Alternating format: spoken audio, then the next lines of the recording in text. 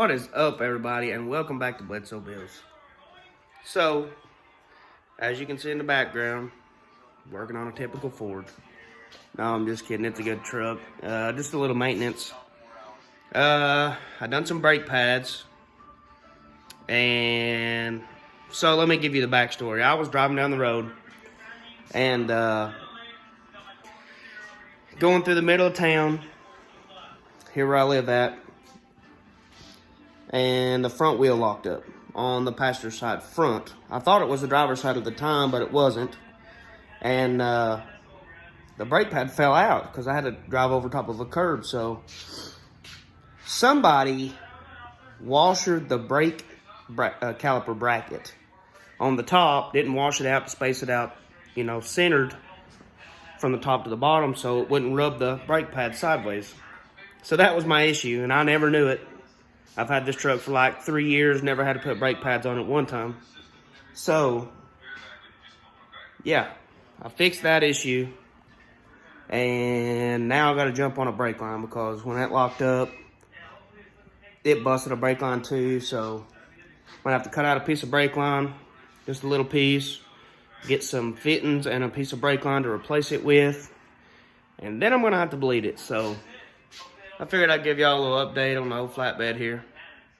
And, because that video actually got the most views. I mean, it wasn't a lot of views, like a big bunch of famous people, but, yeah. And that's an update on the Power Stroke. She still runs good. So, I'll show y'all this side over here. I've still got it taken apart. But, yeah. I went and bought some new hardware for the front and stuff like that. I don't know if you can see those washers. The washers are right here is the washer. So yeah, they had it washered up here and they didn't have it washered at the bottom, but I got it washered at the bottom to space it out because they had it so crooked that the hardware for the brake pads wouldn't even fit in. So whoever put the brake pads on this truck last time, you guys probably shouldn't be putting brake pads on. No offense. Let somebody that knows how to do it, do it. But yeah, guys, so that's what's up. Figured I'd just check in with you all and kind of see what's going on. Oh, look at this. So last night, my buddy Brandon, he come over and we was all hanging out or whatever. And he was like, your cab corner's got a little rust. I was like, oh no, it's just surface rust. So I picked it with my foot a little bit. We gotta be putting cab corners in it too. So I will be making a video on putting the cab corners in. But yeah, so Power Stroke's getting worked on again, guys. I'll catch you on a little bit. We'll see. Okay, guys, so I'm gonna run and cut the heater off, and I'll put all this back together if you guys can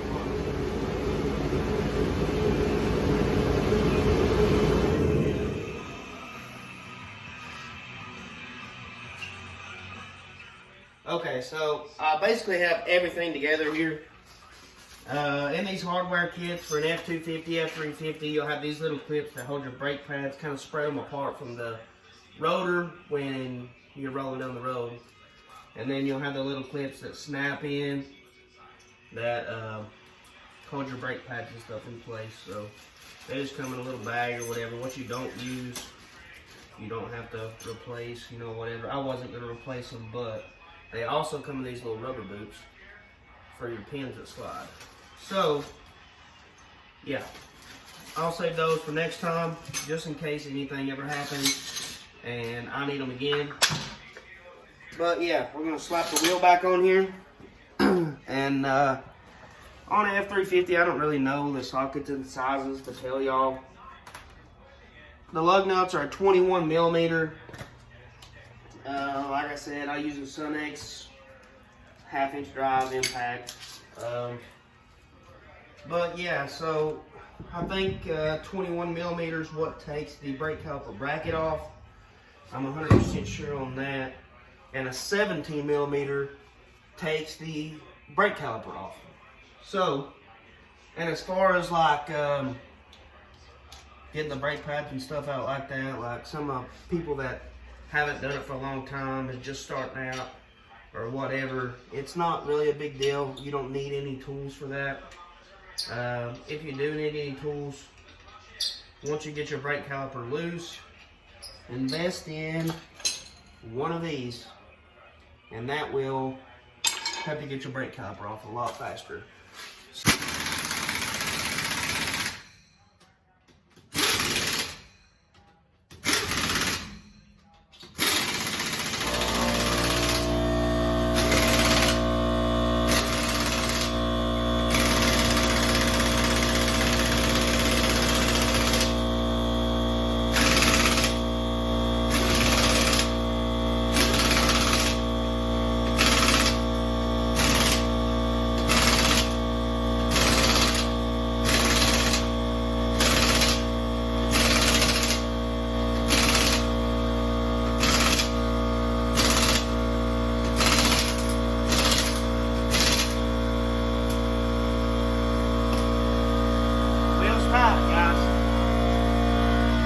So, wheels tight, everything's done.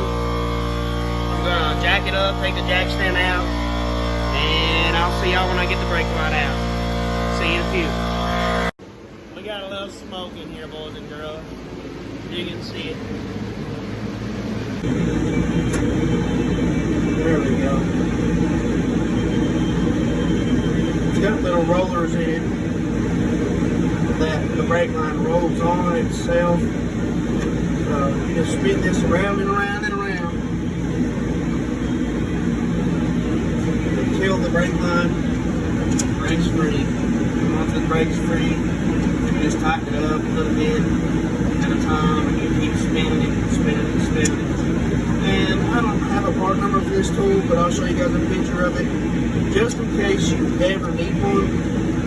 Because let me tell you, if you do your own mechanics and you're doing your own thing in your own little garage to try to save yourself some money, these tools are absolutely the handiest thing that you can have if you're driving an older vehicle.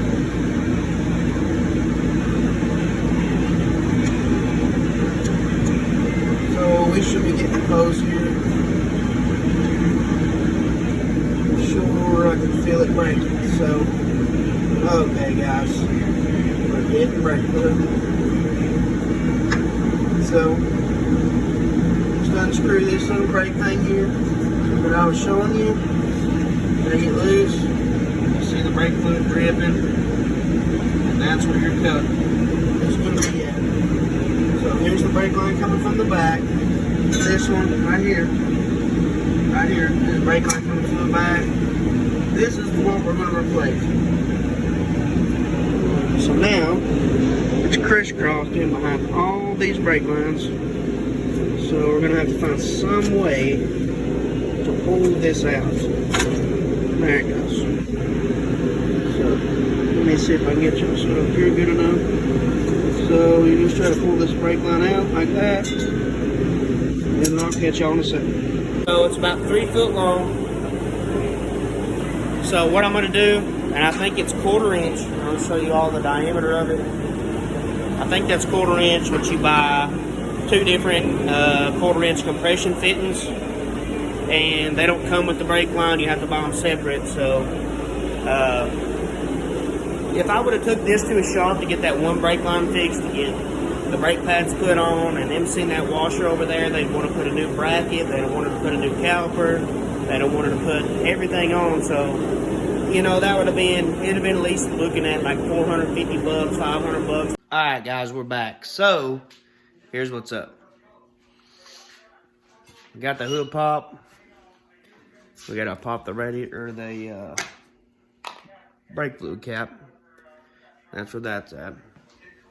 So, I went and got some brake fittings, which the brake fittings are 785 304D. These 1/4 inch compression fittings. We got new brake lines. trying to bend it to the shape of the old one. And you tighten your compression fittings down and you put it on. So I'll holler at you guys and like, okay, the brake line comes in this big tube. It comes in a 6-foot tube. That's where that little tool comes in handy again. So this one is a 3 through 16 millimeter. I don't know if you guys can see that. I'm not sure. So, just a brake line tool. So yeah, there's the other brake line, and there's the one I made. So we're gonna put that on, get everything buttoned up, get the brakes bled somehow by myself.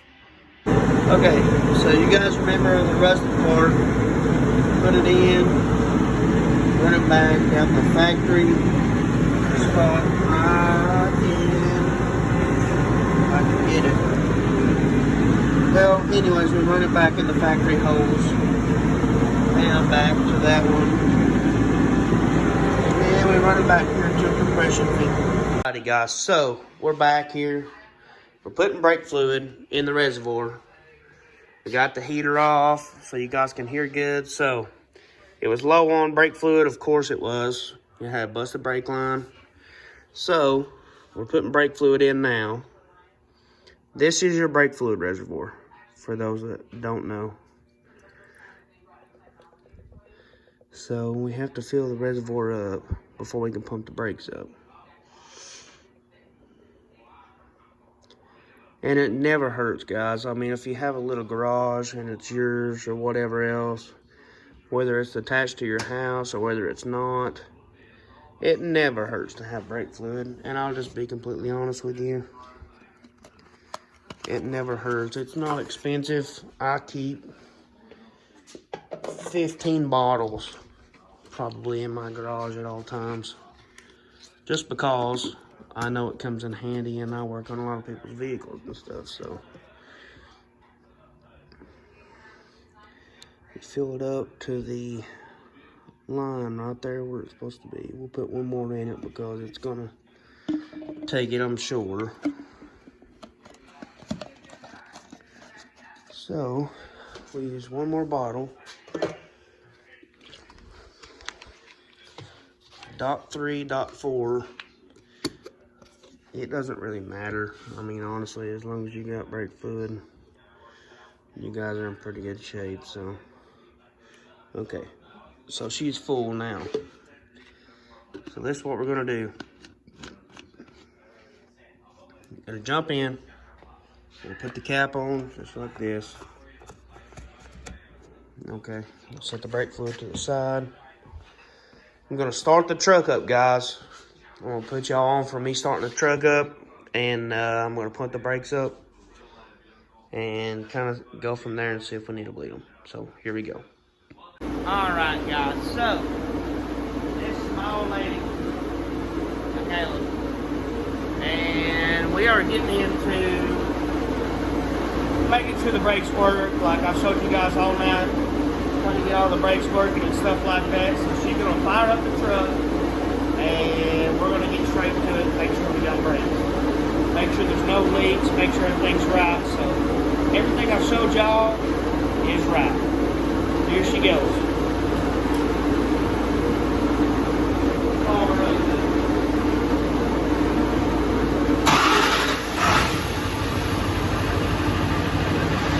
Alright guys, so the truck's running.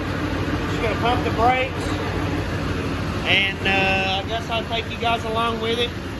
Okay, so she's pumping the brakes. There's no leaks. No, nothing like that. So we do have brakes. And yeah, I'll catch y'all when I take y'all on a ride along. So here we go. Okay guys, so we're driving the truck. Sorry about the being so shaky. I don't know if I can turn that. Okay, so we're driving the truck. The brakes are working. First time a truck's been drove in like 6 months-ish, you know, 3 to 6 months. First time this truck's been drove, so yeah. It was a success, so I was giving y'all a heads up, and that'll probably be the end of this video.